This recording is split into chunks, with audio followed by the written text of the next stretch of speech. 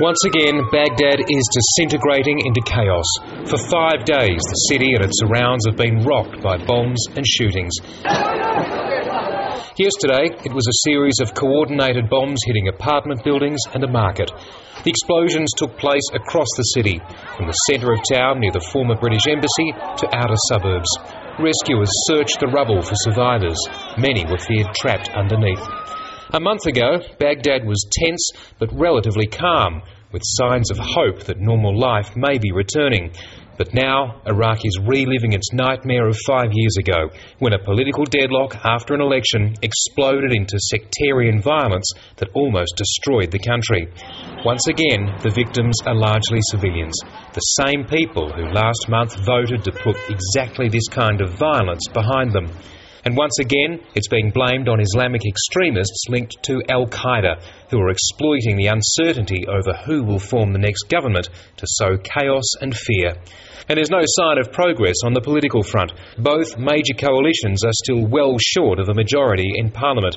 The incumbent Prime Minister, Nouri al-Maliki, hasn't been seen in public since the results were announced on Friday. And the man who won the most votes, Iyad Alawi, now claims some of his Iraqi coalition members have been arrested. The democracy is being raped because I have written letters to we have candidates from the Iraqi have been arrested before the elections.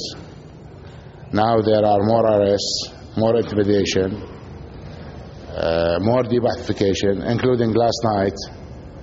A letter landed on the desks of the Electoral Commission to de-Baathify more people from the Iraqi winners. Suddenly, some of them, their names were never ever mentioned before. They were part of the political process.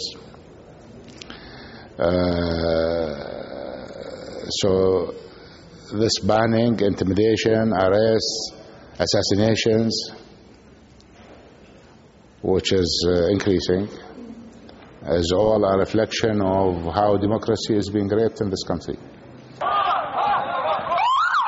Coalition talks are expected to take months until a new government can finally be announced. Iraqis are steeling themselves for many more attacks like this. Ben Knight, ABC News.